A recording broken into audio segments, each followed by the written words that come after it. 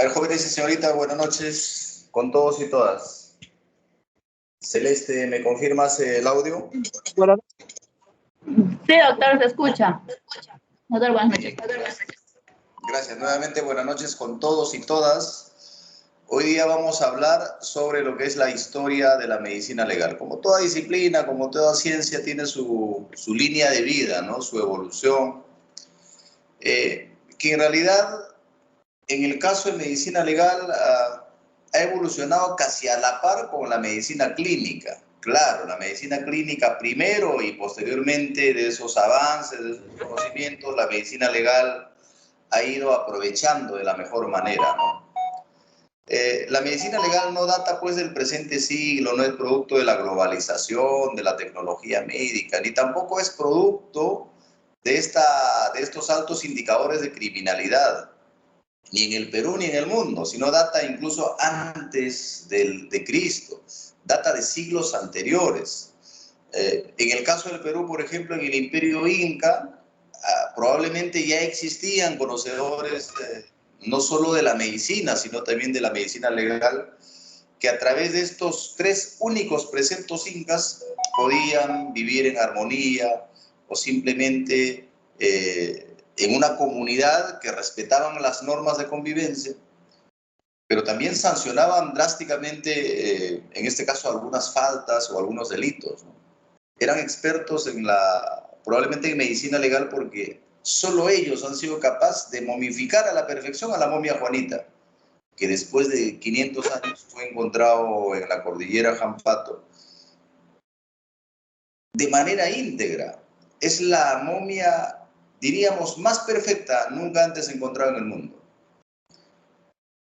Eso no es producto de la casualidad, sino manos conocedores, no sé si a través de preparados de hierbas o alguna otra sustancia, les haya permitido justamente el embalsamamiento, pero sobre todo garantizar la momificación.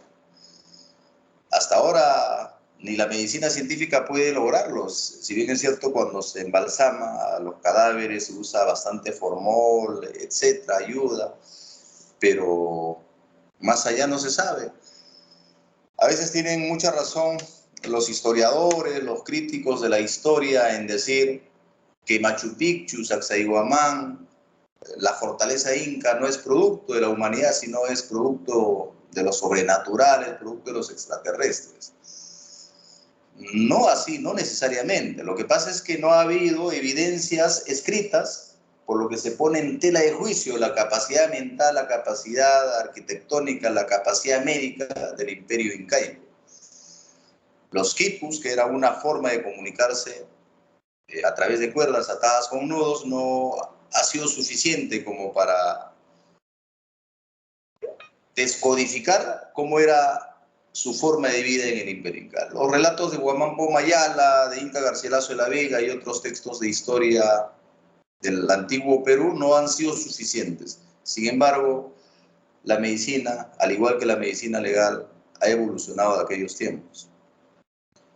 Entonces vamos a revisar con este pequeño preámbulo cómo era la medicina legal en la antigüedad. Solo que los amigos que llegan tarde ingresan y seguro que nos va a ir interrumpiendo. Pero a ver, Celeste, vas aceptando por favor a tus compañeros. Ya, doctor. Bueno, pero previamente vamos a hablar de algunas generalidades, ¿no? Primero, posicionarnos con claridad qué es medicina legal, ¿ok? La medicina legal es rama de la medicina, ¿de acuerdo? De manera concreta, rama de la medicina humana. Y como tal pone en práctica todos sus conocimientos, desde la anatomía, fisiología, patología y todas las disciplinas, técnica y científicamente aprendidos y basados en evidencias, con la finalidad de que a través de esta información de medicina legal podamos dilucidar, podemos de cierta manera iluminar a los operadores de la justicia para que puedan administrar la justicia, valga la redundancia. Porque los abogados, si bien llevamos este curso, los fiscales, si bien entiendo que también se perfeccionan en algunos temas que tienen que ver con lesiones, no es suficiente. Porque cuando ocurren hechos que afectan la salud de las personas, cuando ocurren delitos que afectan la vida, el cuerpo y la salud de las personas, sea lesiones, sea en este caso incluso aquellos que atentan hasta contra la vida, pues para el esclarecimiento de los hechos será necesario saber qué órganos de tu cuerpo fueron afectados, qué órganos de tu cuerpo fueron afectados y como consecuencia te dejaron lesiones leves, lesiones graves. Y como consecuencia desencadenó la muerte. Y el fiscal está interesado en esclarecer si se trata de un homicidio culposo. Entonces recurre a un dictamen, recurre a un peritaje de medicina legal para que los médicos legistas, que primero han estudiado medicina humana y luego se perfeccionaron en medicina legal o medicina forense y otros tópicos, con esa sapiencia puedan, de cierta manera, ayudar al fiscal o al Ministerio Público o a quienes crean conveniente con esa información basada en evidencia.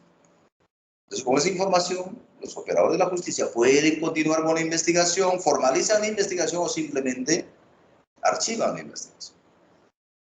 Imagínense sin un peritaje de medicina legal. Los representantes del Ministerio Público se pondrían en apuros, ¿no? Ese rato tendrían que consultar con su vademecum, con su diccionario médico, tendrían que consultar probablemente con una serie de libros de medicina, pero eso no ocurre. Por ejemplo, cuando hay algún caso de negligencia médica, inmediatamente el fiscal oficia al hospital, le mandan la historia clínica que es tan voluminoso como un expediente judicial,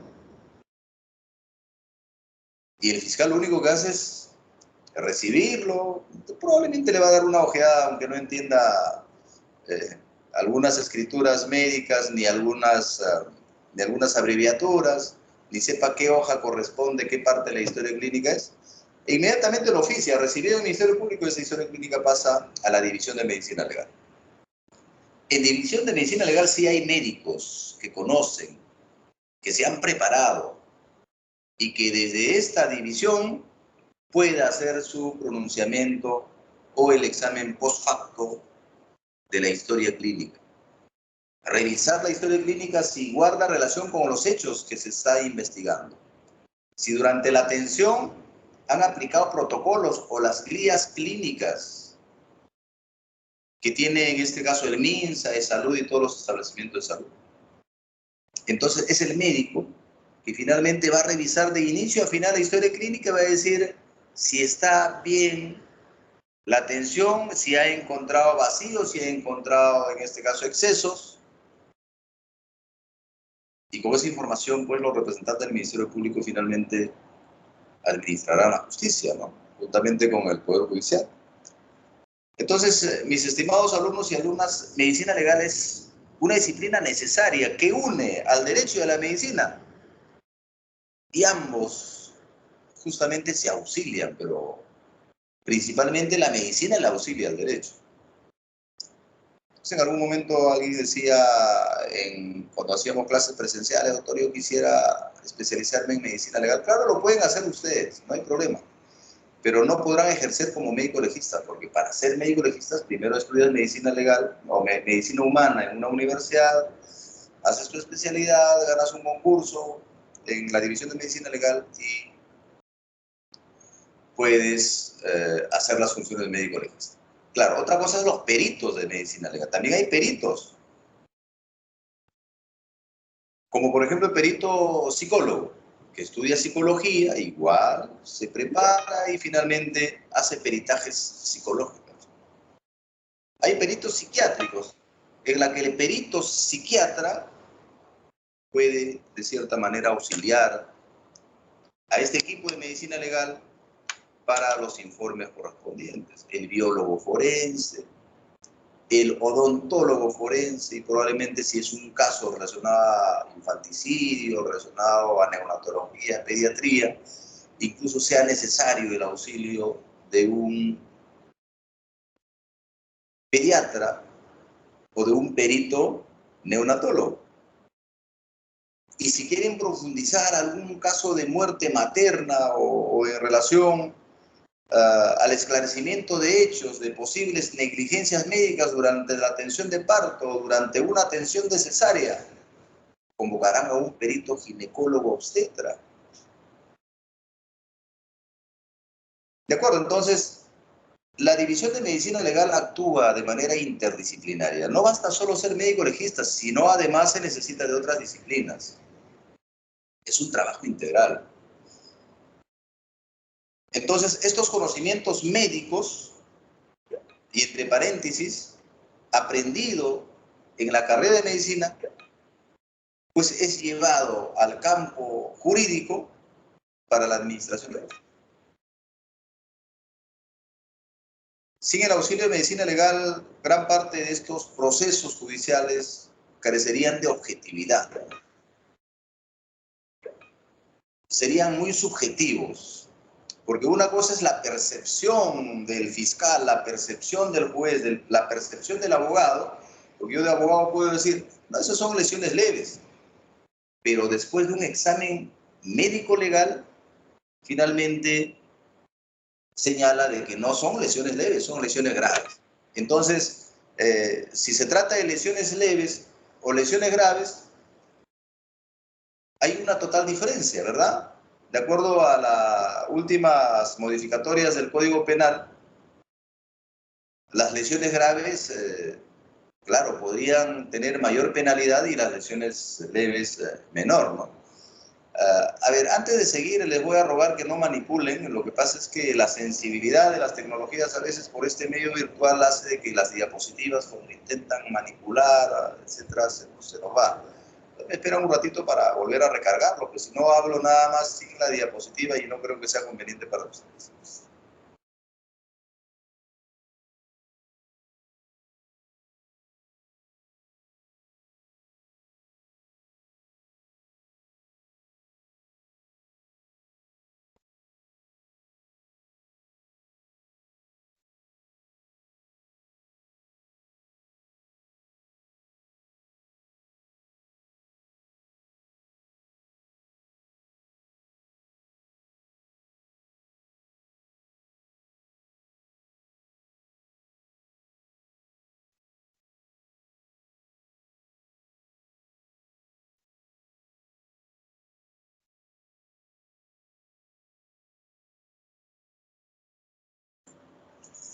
Igual, mientras va cargando puedo ir comentándolos. Entonces, tampoco lo dicho por un dictamen, un informe de medicina legal, pues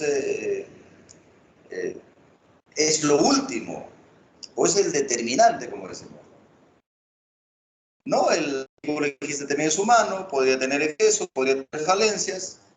Entonces, ustedes como abogados también tienen que conocer que el fiscal sí toma en cuenta un peritaje de parte. Una cosa es que el informe de medicina legal diga que sí hubo ruptura himenial y al parecer es compatible con un desgarro reciente. Eso dice el peritaje oficial de medicina legal. Bueno, tú como has llevado este curso y sabes que existe himen complaciente y sabes que existen varios tipos de himen y sabes que puede haber un tabique himenial que no necesariamente es ruptura producto de una penetración. Te recuerdas de este curso y dices, no, voy a solicitar un peritaje de parte. Y para eso contactas con un ginecólogo obstetra y le solicitas, pues doctor, sé de su experiencia y por favor, a mi patrocinado le están imputando por un hecho que no ha cometido. Y por favor, ruego sus servicios, quiero que haga un peritaje de parte. Y ese informe de peritaje de parte presentas al señor fiscal y el señor fiscal ya determina, pues ahora ya está en el equilibrio de la balanza, ¿no? Mira, el peritaje oficial del médico legista me dice una cosa y el peritaje parte que me ha presentado me pone en dudas. O sea, como estrategia de defensa, ¿es útil? Claro, entonces sí es necesario que ustedes conozcan que en algunos casos puede recurrir a un peritaje de parte.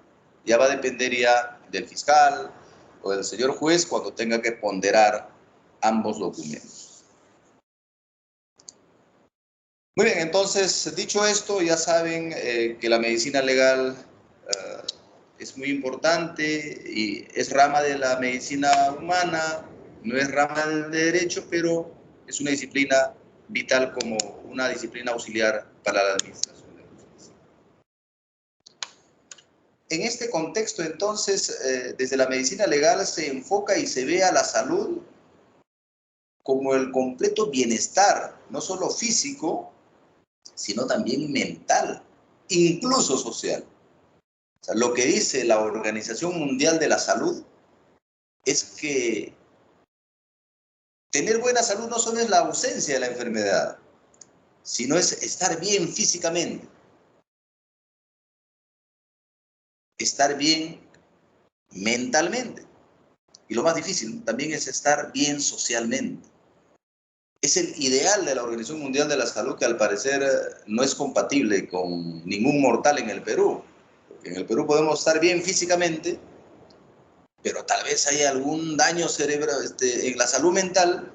Y si estamos bien física y mentalmente, socialmente todos, al menos en Pucallpa, estamos asustados con la delincuencia. Uno sale a la calle y sabe si vas a tener algún robo, te van a asaltar o finalmente hasta van a atentar contra tu persona. Entonces, ¿quiere decir que todos estamos enfermos? Probablemente sí. Pero no yendo simplemente al plano de la salud social, pues alrededor del 60% de jóvenes y adolescentes tienen algún cuadro de desequilibrio de su salud mental. Pues que están tensionados, estresados, ansiosos, o en algunos casos hasta deprimidos.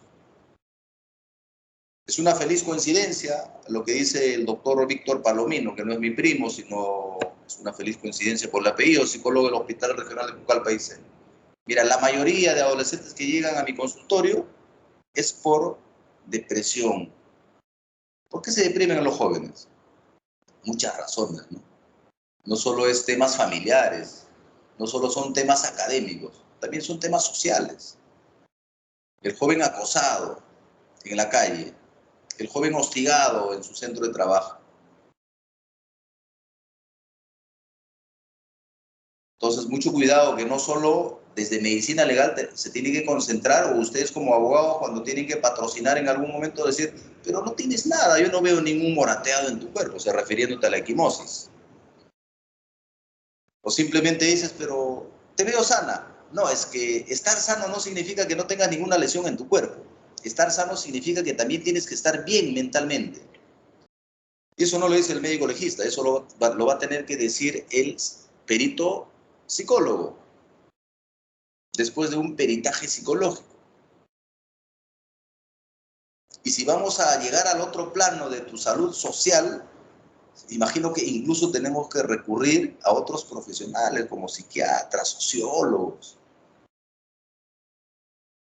Entonces, el gran reto de la humanidad, de las ciencias médicas, es justamente llegar a este plano de un equilibrio de salud física, mental y social. Algo que ojalá algún día alcancemos. Tal vez nosotros no, pero la humanidad del futuro sí. El sueño más grande es que viva en un equilibrio físico, psicológico y social. Entonces, dicho esto, vamos a revisar la historia de la medicina legal. Claro, algunos cuando hablan de medicina legal lo relacionan rápidamente con cadáver, morgue, pero medicina legal no es eso. Medicina legal tiene que ver incluso con hechos que no necesariamente tienen que ver con lesiones físicas, psicológicas, como les digo. A ver, vamos a ver. Okay. Los primeros vestigios se remontan a 3000 años antes de Cristo. En este caso, Imhotep es considerado como uno de los primeros expertos de la antigüedad, uno de los primeros precursores de la medicina legal, no con el contexto que tenemos ahora, claro, de manera rudimentaria. Se entiende entonces que en la antigüedad había gente que conocía pues algo de anatomía, porque para decir que era uno de los mejores o los precursores de la medicina legal en la antigüedad, significa que al menos conocía dónde están los huesos, ¿Qué función tienen los huesos, los músculos, el cerebro, etcétera, ¿no? Es así que en la ley de Talión, por ejemplo, del ojo por ojo, diente por diente, esta feroz sentencia que practicaban en la antigüedad, para homologar la misma lesión, en este caso al imputado o al culpable, para hacer pagar su delito, tenía que haber probablemente alguien que conocía de anatomía, de fisiología y también de medicina.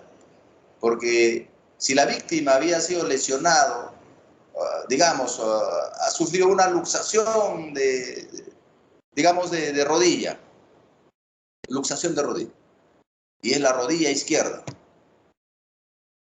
o ha sufrido una fractura de fémur,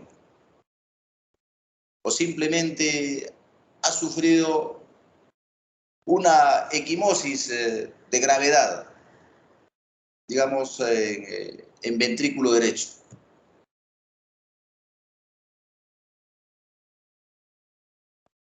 O en la fosa pélvica izquierda. Entonces, para equilibrarlo tenían que recurrir probablemente a conocedores para que la sentencia sea pues homologada, porque el ojo por ojo, diente por diente era lesión y otra lesión para pagar ese delito, pero de la misma magnitud. Tampoco se trataba, tú provocabas lesión leve y como culpable te lesionaban gravemente, no era así. Hay algunos vestigios que ha dejado también el Código de Hammurabi, las 12 tablas, entre otros documentos, que si bien es cierto, de manera objetiva no determinan la existencia de expertos en medicina legal, pero estos indicios nos hacen pensar que la medicina legal es tan antigua como la medicina humana. Un tema importante ocurrido ya 7 siglos antes de Cristo es con Julio César, que ha llegado a ser emperador de Roma, ¿no?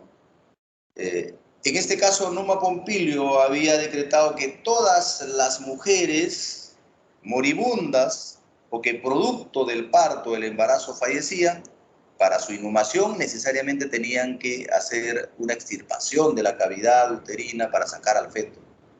Y no lo podían enterrar con todo su producto porque no estaba permitido de acuerdo a las disposiciones, pues en este caso post-mortem. Entonces, en una de las prácticas de debridación de una mujer muerta producto de una gestación en trabajo de parto nace Julio César.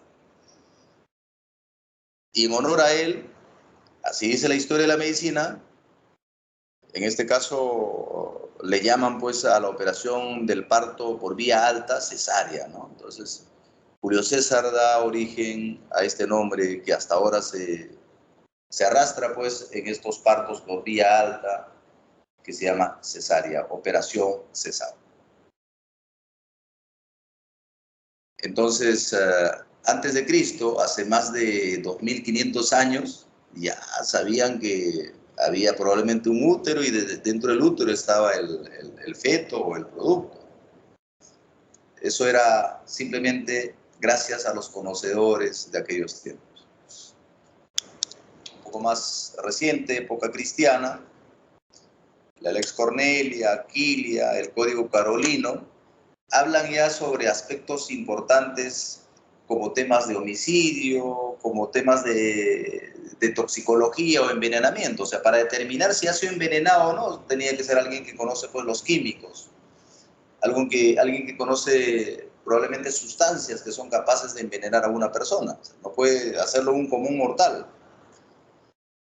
De la misma manera, ya habían identificado algunos aspectos como, por ejemplo, en el Código Carolino, el emperador Carlos V, en 1537, establecía que el médico había de ser un auxiliar de los jueces de aquellos tiempos en la administración de justicia. O sea, no eran médicos legistas, pero necesitaba de un conocedor del cuerpo humano, de un conocedor, en este caso, de la vida, básicamente para que el juez de aquellos tiempos tenga como un auxiliar en la administración de justicia. Es así que ellos ya tenían claramente definido entre el homicidio y el suicidio, pero también la homosexualidad, ¿no? Entonces, ¿quién podría determinar la homosexualidad? ¿Por tus gestos, por tus rasgos, por el comportamiento humano? No. Estos textos señalan que hacían exámenes físicos. No vamos a profundizar, pero hacían exámenes físicos corporales para determinar si estábamos frente a una persona homosexual o no. El Mishnash es una colección rabínica que demuestra que en aquellos años ya se sabía y se había descubierto el ovario humano, que además eran capaces de diagnosticar el embarazo gemelar, que ahora a veces recurrimos a una ecografía para estar seguros que se trata de un embarazo gemelar. Aquellos tiempos, ¿cómo harían, no? La ecografía es de los 50, de los 60. Claro, la ecografía se ha perfeccionado en los últimos años. Yo recuerdo haber estudiado en los 90 con un ecógrafo blanco y negro, con una pantalla pequeña. De ahí pasó a ecografía 2D, 3D, 4D y actualmente se usa la ecografía 5D, que te da tanta precisión, incluso datos relacionados al feto, no solo el sexo, sino también cómo están los órganos vitales del producto en la cavidad uterina. Pero aquellos tiempos, nuestros antepasados, ¿cómo es que ya sabían que había dos productos en la cavidad uterina? Simplemente pensar que sí habían genios, habían sabios con conocimientos, en este caso, en salud. Edad Media es cuando surge un interés creciente, básicamente en el estudio anatómico de los cadáveres, ¿no? Antes los cadáveres eran vistos como cuerpo del delito, pero casi nadie se animaba pues a explorarlo. Nadie se animaba, en este caso, a investigar post-mortem. Ahora se sabe que este cuerpo post-mortem es testigo mudo de indicios, evidencias, incluso de medios probatorios para el esclarecimiento de los hechos. Al sobreviviente, pues, lo puedes tomar su testimonio y sacar información, pero el cadáver, que en vida ha visto quién ha sido su homicida, que en vida ha visto quién ha sido su verdugo. Entonces, en la Edad Media se interesa, mira, si examinamos el cuerpo de este cadáver, podemos sacar información, e información valiosa. Y con esta información objetiva se puede determinar si es culpable o no, si se trata de suicidio, homicidio, si se trata de un envenenado, si se trata, en este caso, de un hecho fortuito. También podría ser, ¿no? Entonces, en esta época ya se había logrado sacar un permiso para estudiar a los cadáveres, pero no era cadáver de una familia, digamos, cualquiera, sino eran cadáveres básicamente de presidiarios, de ejecutados o simplemente delincuentes, y no era de cualquier persona. Ahora la necropsia o el estudio se hace a toda víctima mortal producto de una muerte accidental o una muerte fortuita. Eso significa de todos aquellos que fallecen producto de un accidente de tránsito, es una muerte fortuita, ¿no? Ahorita estás bien y en 5 minutos pasa un motocar y te atropella, muerto. Traumatismo encefalocraniano, te llevan al hospital y te dicen que está muerto. Te tienen que someter a una necropsia de ley. Dirás, pero se sabe que el motocar le ha atropellado, pero mira, incluso hay cámaras que demuestran que la atropelló. ¿Por qué le van a cortar la barriga de mi familiar? Y así dicen, pues, ¿no? En la puerta del hospital están que lloran, dicen, te voy a denunciar, que por acá, por allá. No es necesario, porque así dicen las normas, así dicen los protocolos.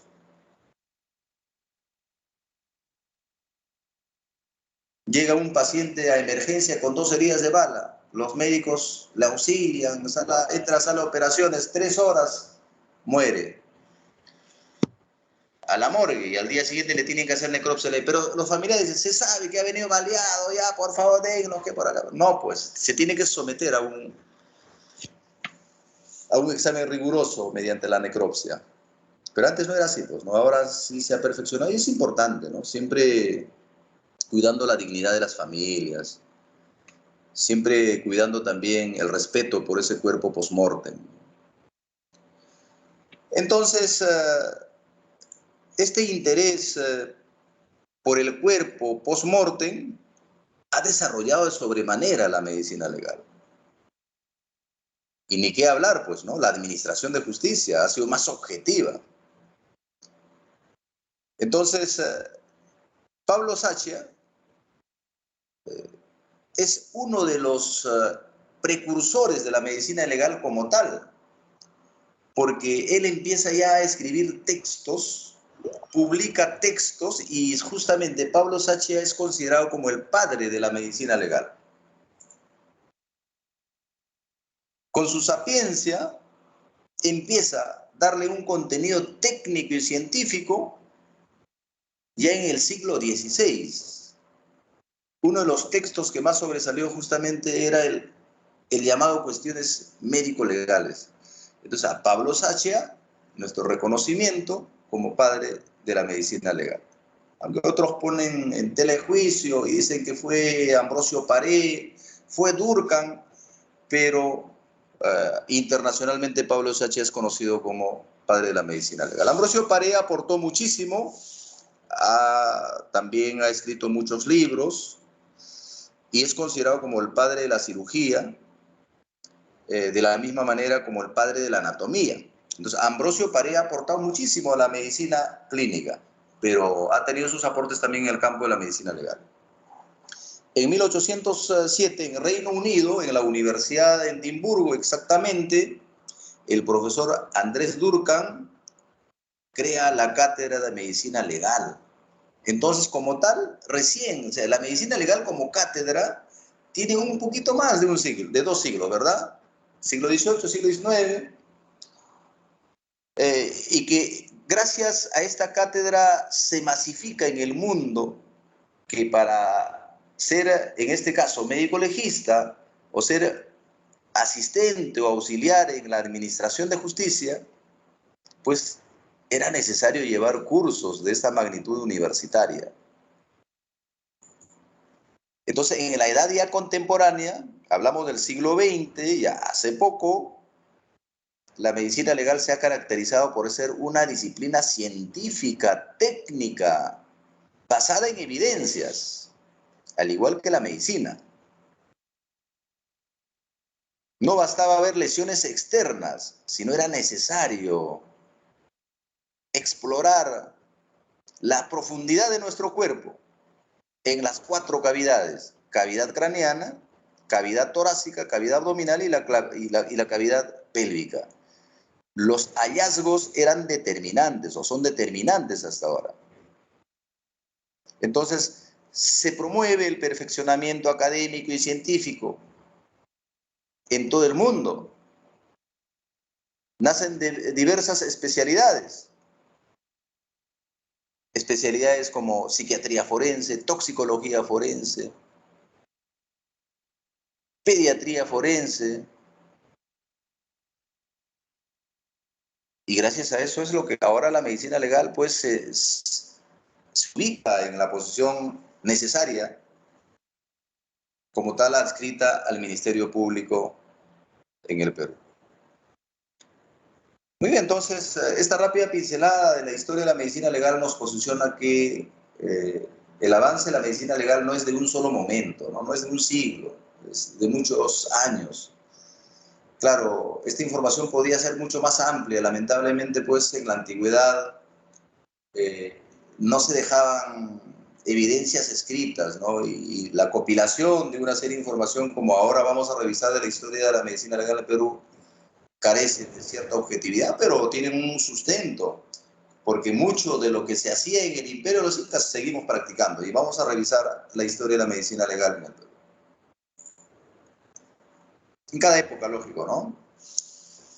En la época pre-inca, los incas Eran grandes guerreros.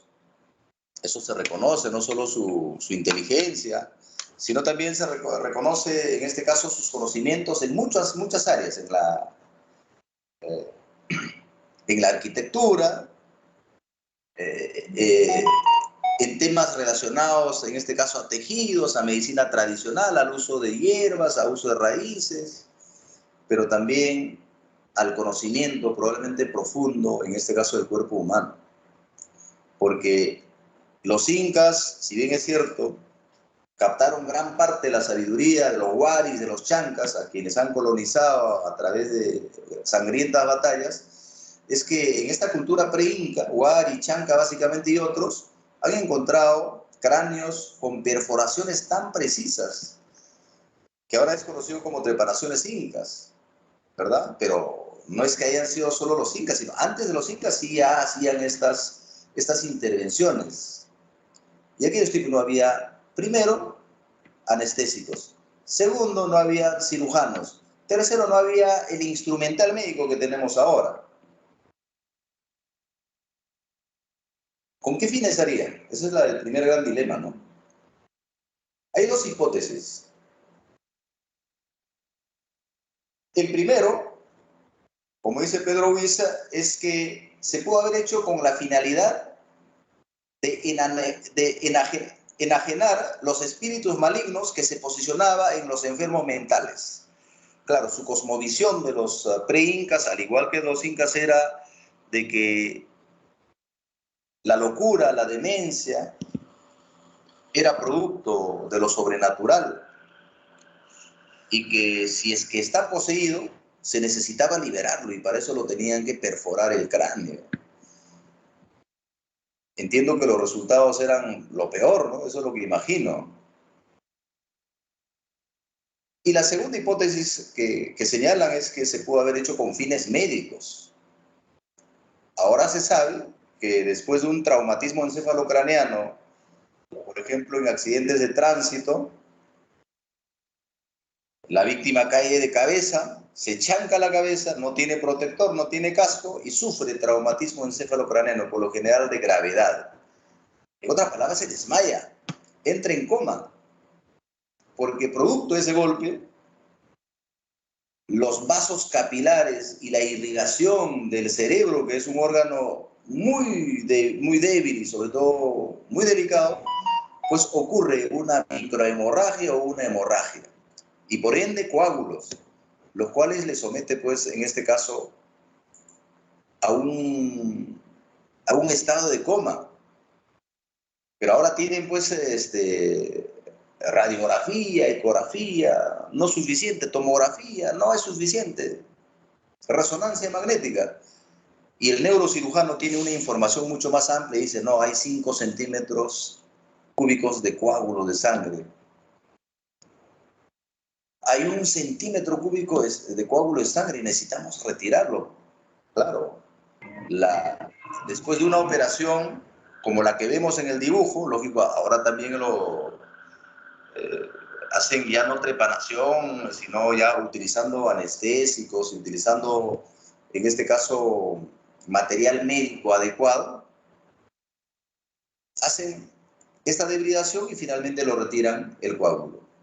Y cuando sacan el coágulo, ¿el paciente tiene alta posibilidad de salir de ese cuadro de coma? Sí. Pueden estar en UCI, posoperación, 2 días, reaccionan. Dio resultado esta operación. Claro, es una operación de riesgo, pero se practica en Pucallpa. Y en tiempo de los pre-incas, si eso fue el objetivo, imagino que la supervivencia sería pues mínima, ¿no? Uno, porque no había anestésicos, habrán sido preparaciones muy salvajes. Y otro, que después de esta debridación seguro que muchos terminaban en muerte, ¿no? Hasta ahora la mortalidad en casos de cirugías craneanas es alta. Y por otra parte la momificación, que no solo está relacionado con la momia Juanita, pues no, la momificación data de culturas pre-incas. Sigue siendo un dilema, ¿qué utilizaban para mantener y evitar justamente la putrefacción, evitar la descomposición y la destrucción de cada uno de los órganos, básicamente el sistema epitelial, el sistema óseo que se mantiene a pesar de años. Como no está escrito, no sabemos. Ahora sabemos que el formol puede evitar la descomposición rápida del organismo. Es tiempo, no había formol, pues. ¿Qué mezcla utilizarían? Tal vez una combinación de hierba, de raíces, minerales, no sabemos. Eran expertos en momificación. De la misma manera ya conocían la existencia de hierbas abortivas. No es que los incas hayan conocido la ruda o la malva y otros productos que se utilizan hasta ahora, ¿o no? Hasta en el COVID se ha utilizado la malva. Es posible que se haya utilizado también en aquellos tiempos otras hierbas con fines medicinales, pero también con fines abortivos.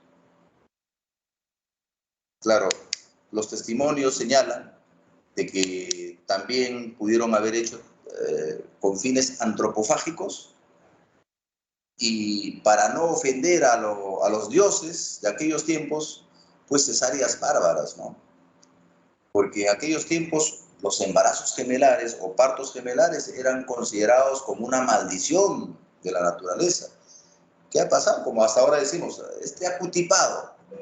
La acutipada de aquellos tiempos era pues que tal vez has ofendido, no has rendido pleitesía a los dioses de aquellos tiempos, del Janampacha, Caipacha, Ulimpacha.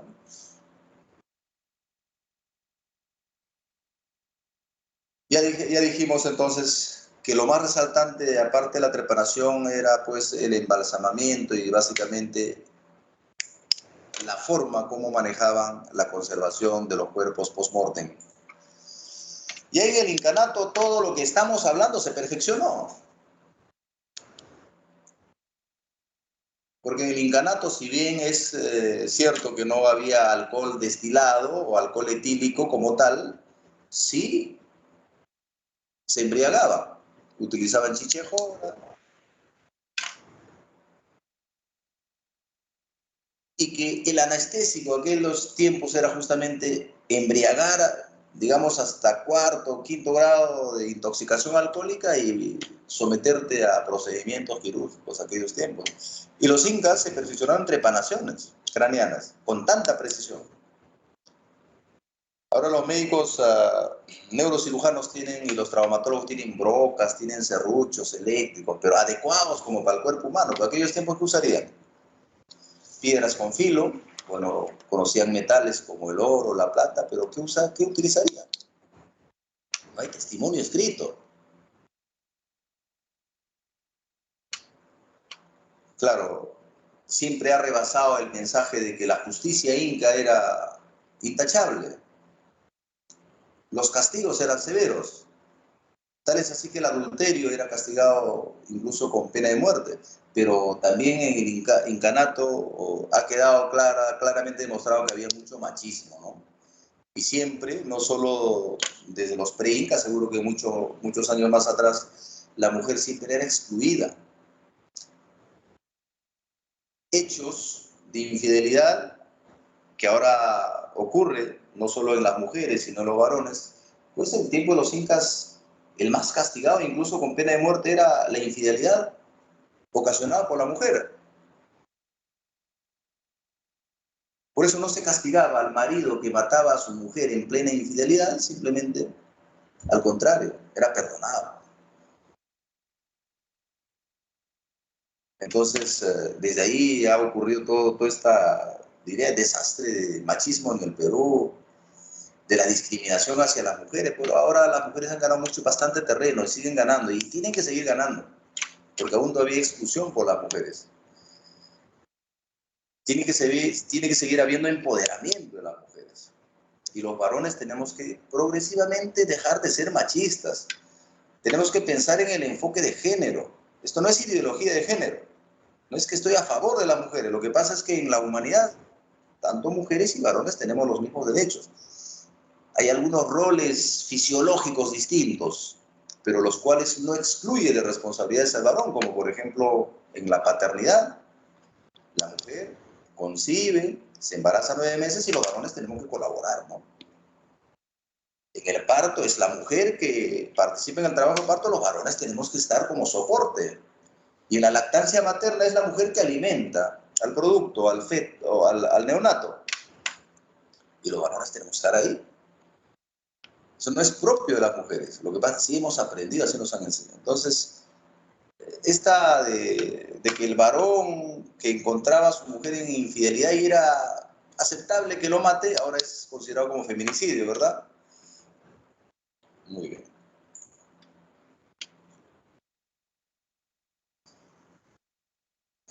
Aquellos tiempos de los incas también ya habían cárceles especiales para los enfermos mentales. Entonces, ¿quién determinaba si estabas loco, si eres esquizofrénico? ¿Quién? Solo un inca con conocimientos de la salud mental, ¿no? ¿Okay? El aborto era castigado también con pena de muerte a la mujer que lo provocaba y a quienes lo provocaban. Y acá sí rescatamos un aspecto, ¿no? Un aspecto que tiene que ver con provida, ¿no? Entonces los incas tampoco eran tan salvajes que, digamos, sí protegían al concebido. Y hasta ahora el derecho peruano protege al concebido, ¿no? ¿Sí? Sin embargo, el derecho penal tiene que ser más flexible en temas de la autodeterminación y de los derechos sexuales y reproductivos de la mujer, en el marco de los derechos humanos y el respeto de la dignidad de la mujer. Estamos hablando de la regulación del aborto, que ya ha sido regulado en otros países, como el caso de Chile, en el que por muchos años tenían la legislación similar a la nuestra, donde solamente era permitido el aborto terapéutico. Ahora en Chile ya es aceptado, de hace 2 años, el aborto cuando la mujer ha concebido una gestación producto de una violación sexual. En el Perú, si te han violado y producto de esa violación de alguien que ni siquiera le conoces, quedas embarazada, te obliga a tenerlo. Tampoco no yendo tan lejos, en Argentina, en este caso, el acceso a acogerte a un aborto legal ya está permitido, en general, hasta las 12 semanas de gestación, o sea, hasta el tercer mes. Después del tercer mes ya no puedes acogerte. Sí, pero no ha sido violación, no. En Argentina es general. Si tú quieres acogerte, así sea eh, una gestación de tu esposo, de tu enamorada, te acoges a esto. Al igual que hace tiempo ya existe el aborto legal en España, en Alemania, en Suiza, Bélgica y otros países, en este caso básicamente europeos. Entonces el Perú tiene que salir, ¿no?, del letargo en el que nos ha sumido la ignorancia, ¿no? En el Perú, cuando hablamos de aborto, todo el mundo sale, la iglesia, todo el mundo sale. Y no sabemos que todos los días las mujeres están pasando por momentos difíciles. Ocurre violaciones, embarazo, ocurre embarazos no deseados. Yo les pregunto, el artículo 114 del Código Penal que dice, el autoaborto debe ser castigado, ¿no? No solo 2 años. Y yo les pregunto, ¿cuántas mujeres han sido investigadas o cuántas personas han sido investigadas por haberse sometido a un autoaborto? Entonces, hay una inaplicación del Código Penal, ¿no? Eso está escrito, letra muerta. Vayan al Ministerio Público, pregunten a los amigos fiscales, ¿cuántos casos de aborto han investigado a lo largo de su trayectoria profesional? No es suficiente, vayan a los amigos jueces, pregunten, ¿cuántos casos por aborto han sentenciado? Cosa juzgada, ninguno. Y si hay por ahí emblemático uno y otro. Y la pregunta de 1 millón. Consulten con las estadísticas del hospital, del MINSA, simplemente con las estadísticas oscuras. A diario ocurre en el Perú y en el mundo, y particularmente en Pucallpa, interrupción de gestaciones. Entonces necesitamos regular, ¿verdad? Entonces, en la cosmovisión inca sí la vida era protegida. El respeto por la vida humana, el respeto en este caso por las leyes incas estaban básicamente enraizadas en una cosmovisión tan amplia, ¿no? Con lo sobrenatural, con los dioses de arriba, dioses de acá y dioses del subsuelo incluso, ¿no? Del más allá, como es. En quechua, Hananpacha es el mundo de arriba, Caipacha es el mundo donde estamos y el Urinpacha es, diríamos, bajo tierra. Y en cada uno de ellos, los incas tenían sus dioses, pues, ¿no? A ver, vamos a reforzar rápidamente. El Janampacha, básicamente estaba el dios Inca, ¿no? El padre del Inca, el dios Sol, disculpe, el dios Sol, padre del Inca. Pero también estaba el arco iris. El arco iris era un fenómeno natural en el que tú no lo podías ofender en aquellos tiempos. Si ofendías la naturaleza, prácticamente te rebasaba con todo su castigo, ¿no? Y hasta ahora he escuchado a muchas personas que dicen, mira, si sale arcoíris no lo indiques, no lo apuntes, te va a dar el arco ese, ¿no? Le ha dado el arco ese. ¿Qué es eso? Tu piel se inflama, se hace rojo, porque seguro por ahí has mirado o has apuntado al arcoíris se refiere, ¿no? Y eso es una cosmovisión de los incas que arrastramos hasta ahora, ¿no? Sí, mucho de lo que hacían nuestros hermanos incas practicamos en la salud básicamente alternativa. Hay casos en el que un niño está enfermito, le ha dado el mal aire, eso es una creencia inca, pues. Y lo llevas a la curiosa, lo dan una soplada, utilizan su mapacho, algunos combinados, y el niño al día siguiente ha dormido bien y está bien. Hay un amigo pediatra, claro, que no vamos a decir nombre, que dice, mira, Palomino, cuando vienen niños con diarrea, niños que vienen así ya deshidratados, hago todo de mi parte, pero traen a los 2 días nuevamente con el mismo problema. Pasa una semana, traen, claro, como médico me conviene, porque cobro mi consulta, pero también es una preocupación. Yo agoto todo mi conocimiento, mi experiencia, de ahí le digo, ¿sabes qué, señora? No vaya a ser que sea mal aire, llévale a tal curiosa.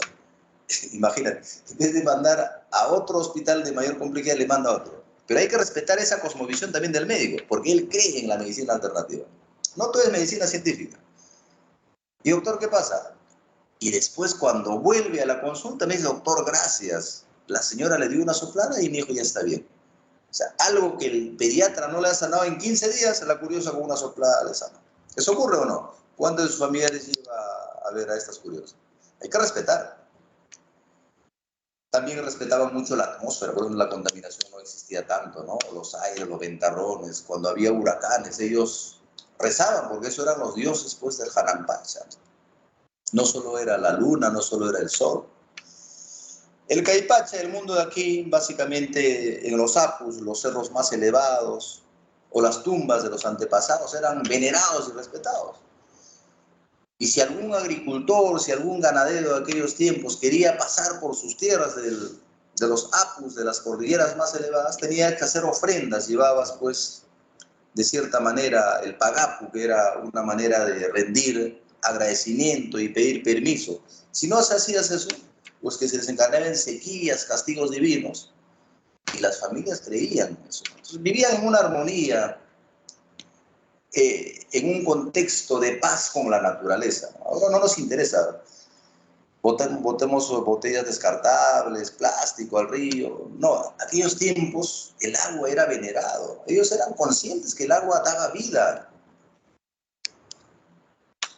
Tal es así que en el Urim-Pacha, pues, los dioses de abajo, a lo que ahora llamamos el ojo del agua es de donde brota el agua, ¿verdad? Los puquiales o los manantiales. Ellos respetaban. Y de no hacerlo, lógico, se desencadenaba en castigos divinos, en el desequilibrio de su salud, no solo de la persona que había ofendido, sino de su familia y también de la comunidad. Entonces, esta cosmovisión actualmente hemos perdido, ¿no?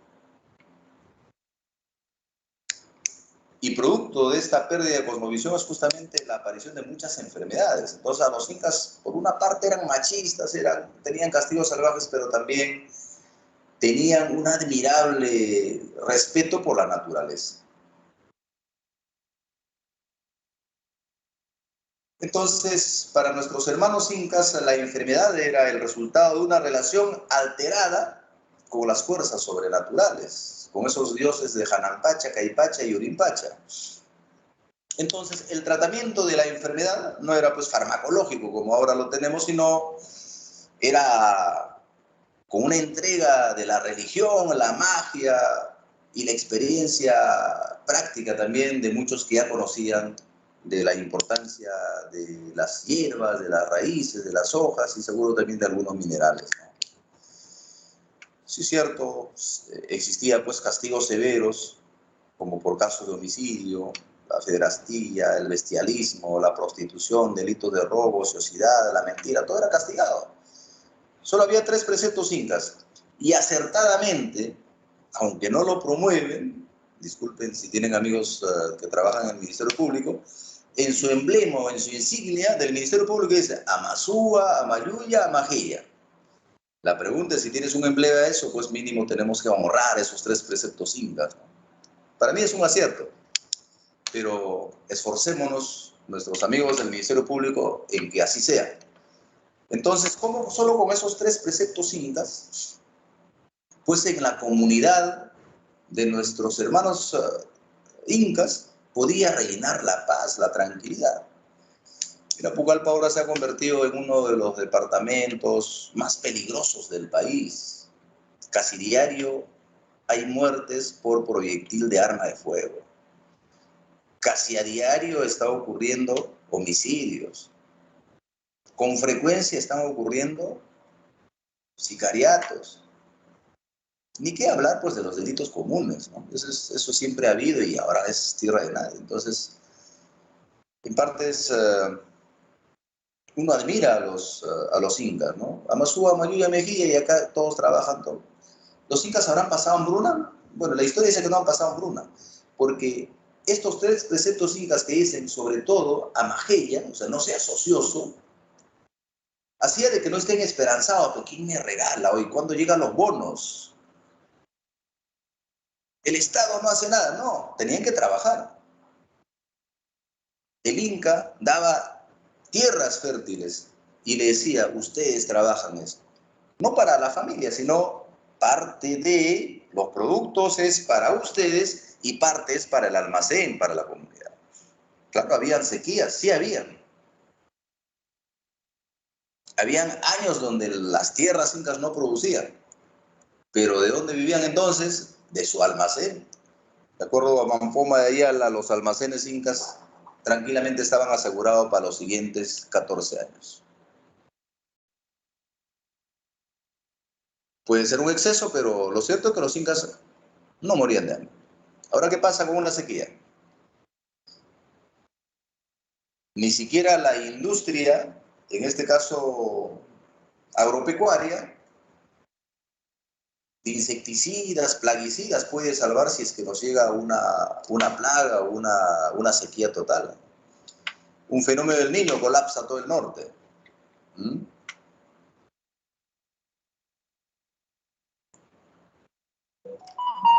Y esto lo que hace es, de cierta forma, imponer el respeto por los incas en el campo, básicamente, de la medicina legal.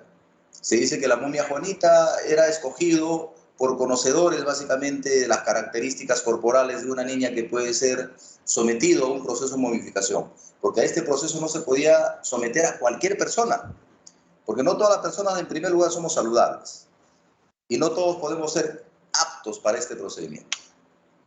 Se calcula que tenía entre 12 y 14 años esta momia Juanita, que en tiempo de los incas ha sido la escogida. Entonces, al ser escogida, sabía que era escogida por el dios Sol, por el dios Inca, para una ofrenda, probablemente tal vez pensando que había un desequilibrio con lo natural y era necesario pagar una ofrenda humana en la cordillera Jampato, en este caso en Arequipa. Entonces se necesitaba de alguien que conocía la salud mental para tranquilizar a esta niña. Tampoco era una alegría que te diga, mira, a ti te hemos escogido, ¿no?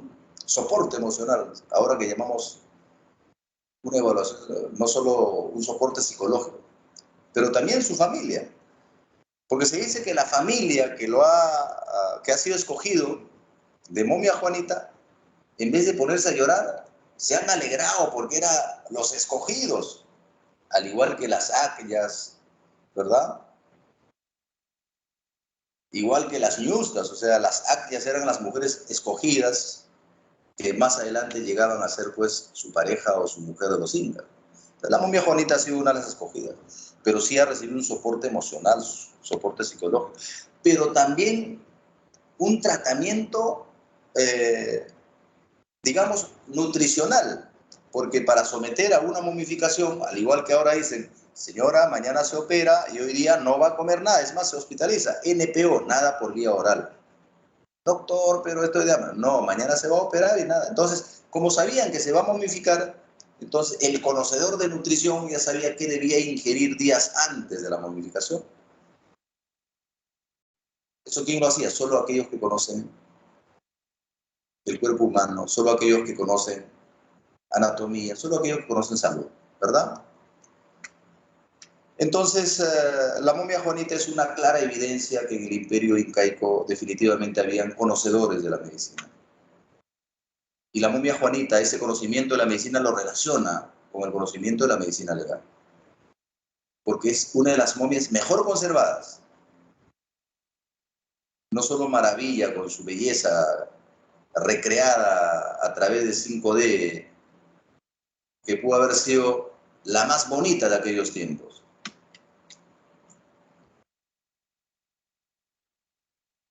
Se perfeccionó también en las trepanaciones incas, no solo en la momificación. Claro, seguían siendo bárbaras estas intervenciones o estos procedimientos, ¿no? O probablemente con alta tasa de mortalidad. No es que salían airosos los que practicaban estos procedimientos médicos aquellos tiempos. Cumplían con su función, pero finalmente no sobrevivían, seguro, los pacientes. Bueno, parte de estas preparaciones incas que se observan no simplemente de 4 ángulos, sino incluso han habido circulares. Sigue siendo un dilema qué herramientas utilizaban. Muy bien, ahora reneguemos un poquito con los incas.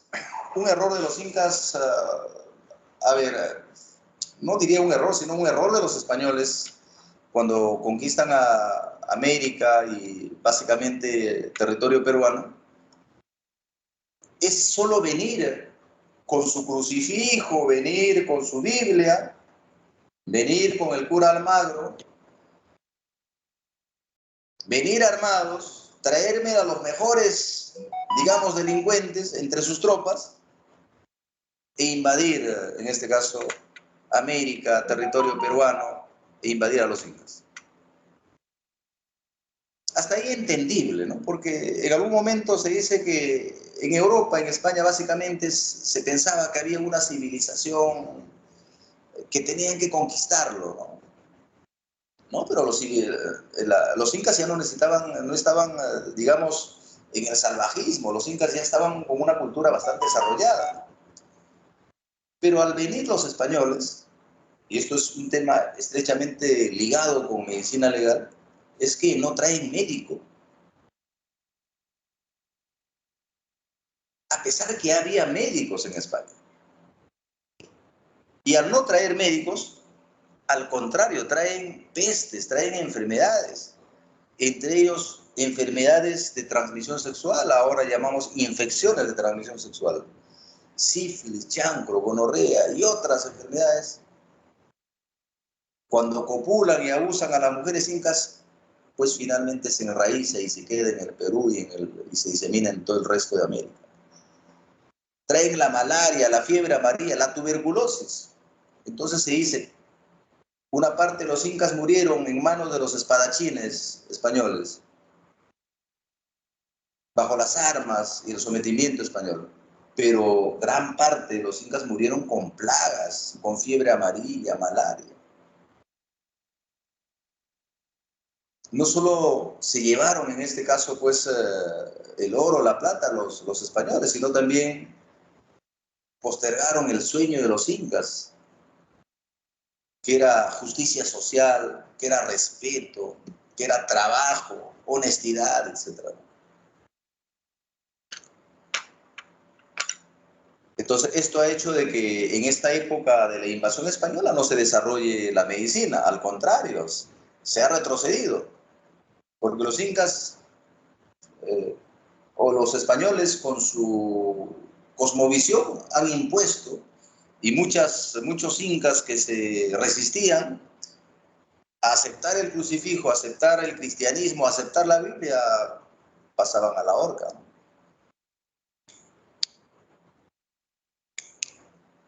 Hay algunos aspectos que también podrían estar relacionados con medicina legal de la antigüedad y tiene que ver con Francisco Pizarro.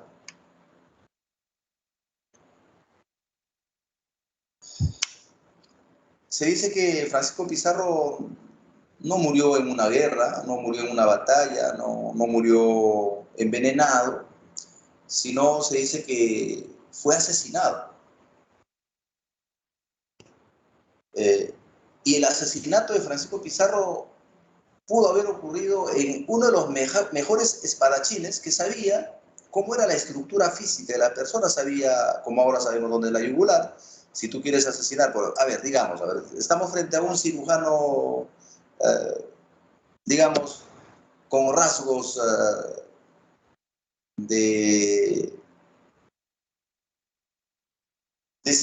con rasgos psiquiátricos, ¿ya ok? Quiere asesinar a alguien. ¿El cirujano va a llevar un machete? No creo. ¿Va a llevar un cuchillo? No creo. Lleva su bisturí y sabe en qué parte cortar, ¿ok? Porque sabes que un corte en la yugular hace que cese tus funciones vitales en los siguientes 2 o 3 minutos. No más. Tiempo suficiente donde no va a llegar a auxilio. Entonces, aquellos tiempos, el asesino de Francisco Pizarro sabía cómo tienen que ser los golpes y cómo tiene que ser la acción respectiva. Entonces dice que ha habido un homicidio, o sea, le han matado a Francisco Pizarro Gómez. Entonces, lesiones cortantes y contusas en el brazo izquierdo, una herida contusa de cántaro en la cabeza y la herida de necesidad mortal en el cuello, probablemente con la yugular, ha hecho de que Francisco Pizarro haya muerto en manos de los espadachines, o sea, de su propia gente, de su propia tropa. Claro que no podemos precisar, pues, ¿no? De la misma manera señala que el cráneo de Francisco Pizarro muestra diversas heridas cortantes a nivel de las vértebras cervicales, de la cual muestra, en este caso, 2 cosas. La destreza de los espadachines, que por la cantidad de heridas deben haber sido varios, y la intención de cortarle la cabeza. O sea, la intención era matarle, no era asustarle ni herirlo. Esto está escrito justamente en la exhumación de los restos de Francisco Pizarro en 1977. Ya en la época colonial, ¿no? Bueno, donde de cierta manera los sobrevivientes en el territorio del antiguo Perú recobran pues cierto respeto, ¿no? Entonces han venido médicos de España, fueron parte, en este caso adjunta de la Real Audiencia. Claro que nos teníamos que someter a las leyes españolas. Entonces estos médicos en la Real Audiencia se encargaban de informar la aplicación de las penas, dándoseles mayor importancia, en este caso delito de rebelión, el sacrilegio, la blasfemia. Entonces quienes sentenciaban ya tenían un médico al lado. Eran muy incisivos en el caso de los diagnósticos de la salud mental. O sea, los primeros médicos que han llegado eran muy buenos. Y una de las prioridades era determinar si estabas frente a una persona con enfermedad mental o estabas frente a una persona sana, que ahora también sigue siendo importante por el tema de la imputabilidad.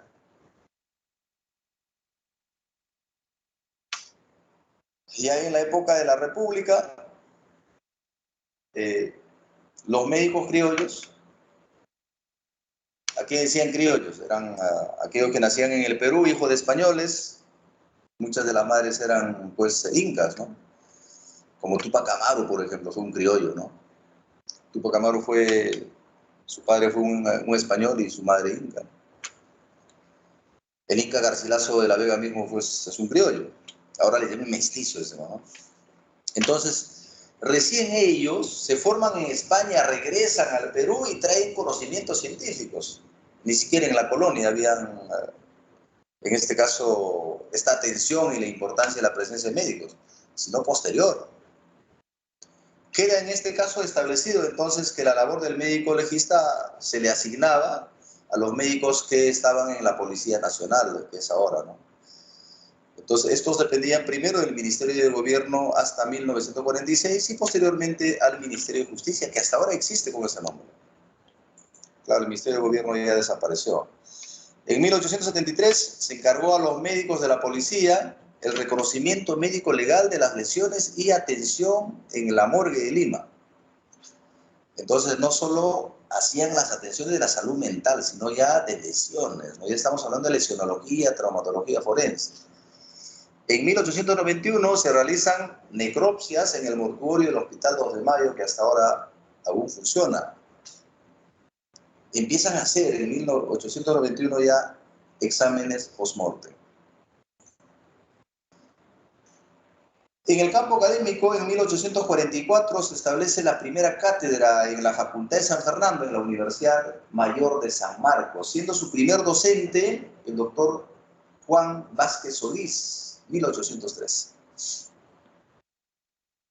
Entonces, toda esta experiencia del doctor Vázquez Solís, que venía dictando su cátedra todavía no a un nivel de aval universitario, aval de la Escuela de San Fernando, se concreta en 1844. Las primeras especialidades que se dictó fue toxicología y psiquiatría forense. A ver, esto una mención aparte, ¿no? A ver, ¿por qué el curso en nuestra universidad se llama Medicina Legal, Toxicología y Psiquiatría Forense? Ojo. El curso que llevan en la San Marcos también así se llama hasta ahora, Medicina Legal, Toxicología y Psiquiatría Forense. Así se creó. Hace un poco más de 20 años, ¿cuántos años tiene nuestra facultad? No estoy al tanto, discúlpenme, pero lo cierto es que los primeros docentes que forman nuestra cátedra o nuestra carrera de Derecho en la Universidad Nacional de Ucayali copian la malla curricular de la Universidad Mayor de San Marcos. Y el curso queda como tal, porque en realidad el curso debería ser solamente medicina legal, porque toxicología es parte de la medicina legal, la psiquiatría es parte de la medicina legal. En algún momento, en aras de, digamos, de la simplificación académica del término, podrían dejarlo simplemente con medicina legal, medicina forense, igual válido. Entonces, este nombre quedó pues desde adoptando el modelo de la Universidad Mayor de San Marcos.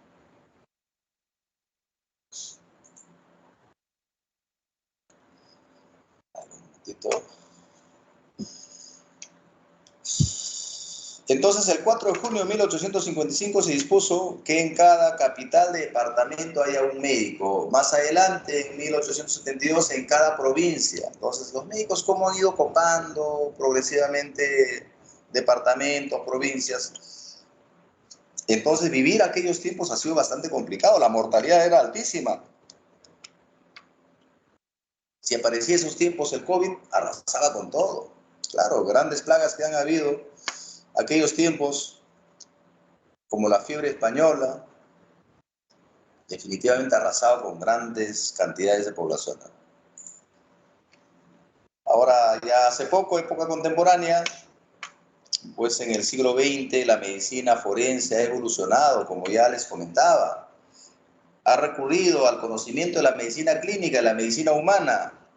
Ha recurrido, en este caso, a la cátedra universitaria para que con esos conocimientos, pues a la par con la medicina clínica vaya su desarrollo, ¿no? Les comentaba que los mismos instrumentos, los mismos equipos que sirven para el diagnóstico de enfermedades o para la recuperación de la salud de los pacientes en los hospitales también se utilizan para el esclarecimiento de muchos hechos. Ahora, tú quieres, antes de la necropsia o en su efecto, en el caso de un herido de bala, sobreviviente de un ataque, quieres determinar, en este caso, las lesiones que ha sufrido. Bueno, está sobreviviendo. No simplemente es examinando clínicamente, sino vas a decirles que le saquen ecografía, radiografía, si la bala está alojada en algún órgano. Y esa información lo escribe el médico legista y esa información es útil. ¿Se dan cuenta? Algo importante, en 1949 se aprueba la ley del médico legista, dándole el nombre que aquellos que practicaban el auxilio en la administración de justicia, en temas relacionados al estudio de cadáveres, estudio de lesiones, toxicología, psiquiatría, etcétera, tenían que llamarse médicos legistas. Desde ese momento, entonces, desde 1949, los forenses que trabajan en la Dirección de Medicina Legal son llamados médicos legistas.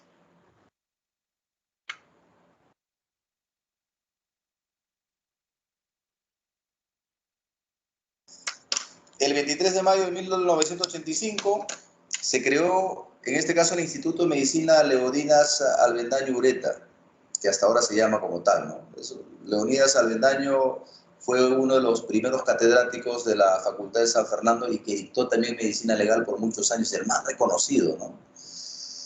Posteriormente, mediante Ley 24.128, dependencia de la Dirección General de Justicia y culto, posteriormente del Ministerio de Justicia. Pero algo importante, que hasta ahora se mantiene, el 24 de diciembre de 1992, por decreto Ley 25.993, el instituto perteneciente al sector justicia fue trasladado al Ministerio Público. Y desde ese entonces, pues la Dirección de Medicina Legal está adscrito al Ministerio Público y así se mantiene.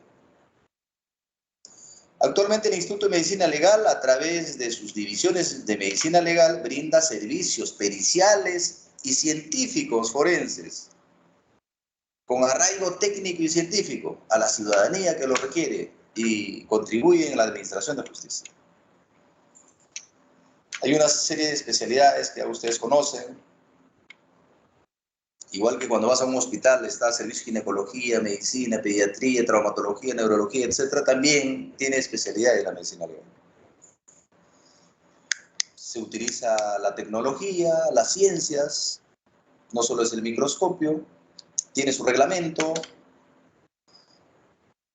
y esos reglamentos y la estructura, cómo está el Instituto de Medicina Legal, lo vamos a ver en la siguiente clase. ¿Preguntas, jóvenes? ¿Alguna pregunta, por favor?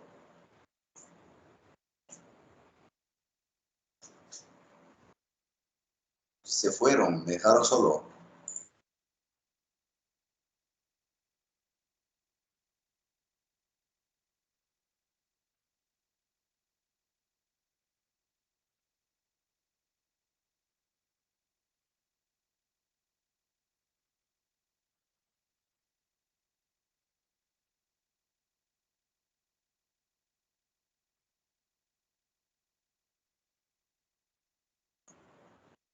Andri Borges, Andrea Nicole. No han venido. Buenas noches, doctor. Hola, Sí, Andrea. doctor, buenas noches. ¿Algún aporte, alguna reacción, algún malestar? No, doctor, todo está claro.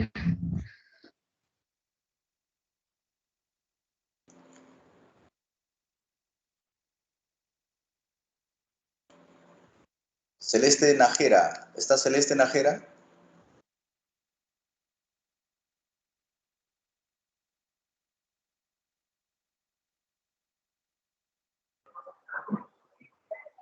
Sí, doctor, buenas noches. La Celeste, ¿alguna pregunta? No, doctor, todo me quedó claro. Está muy buen interés. Gracias, parece que hay problema de señal, no te copio bien, pero gracias por tu reacción.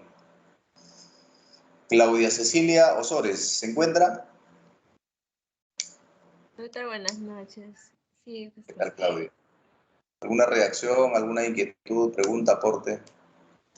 No, ninguna, doctor. Estuvo interesante con el tema de el padre de la medicina legal internacional. Ok, ¿y no fue interesante el tema de la cosmovisión de los incas? Sí, también, doctor, y cómo ha ido evolucionando todo ello. Sí, pues lo bueno es que aún nos resistimos a dejar esa cosmovisión, ¿no? Como le digo, se practica todavía la medicina alternativa, no solo en la sierra, sino en la selva bastante, ¿no? Entonces, sí es importante creer no solo en la medicina científica, sino también en la medicina alternativa. Lógico, siempre contrapesando los riesgos, ¿no? Sí, doctor, pero muchas veces también se puede perjudicar a algunas personas. Claro, por eso es medicina alternativa. O sea, la opción inicial es la medicina científica por el hospital o el médico, ¿no? ¿Ok? Pero sin dejar al lado también las creencias ancestrales, que sí tienen especial particularidad cuando de salud se trata, ¿no? Curiosamente, por ejemplo, muchas hierbitas, muchas hojas en la antigüedad han sido utilizados con fines medicinales como el árbol de la quina. Años después, la ciencia lo ha patentado y lo ha sacado cápsulas para medicamentos para el corazón, como la quinina, por ejemplo. O entre ellos, para curar la malaria, como la cloroquina, la primaquina, ¿no? Pero ¿quiénes lo utilizaban primero? En la antigüedad. Solo que la ciencia ahora hace de que ya lo dosifiquemos, lo encapsulemos, lo pongamos costo, precio, ¿no? Y eso a veces es peligroso. Muy bien, jóvenes, yo les agradezco bastante. Gracias por su atención, mi estima para ustedes. Tengan buen fin de semana y seguir protegiéndose. Usen mascarilla, distanciamiento y mucho cuidado con la higiene, lavado de manos o uso de alcohol. Buenas noches, gracias. Buenas noches, doctor. Ya, Gracias. doctor, gracias.